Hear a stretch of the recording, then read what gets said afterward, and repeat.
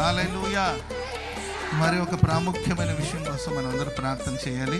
అది మన ముందు ఉంచబడిన గుడారాల పండుగ గురించి. 49వ అంతర్జాతీయ గుడారాల పండుగ మార్చి నెల 5, 6, 7, 8 తారీఖు వరకు 4 రోజులు జరిగే ఈ గుడారాల పండుగను ప్రభు ఆశీర్వాదకరంగా మార్చునుగాక. నిత్య జీవమిచ్చు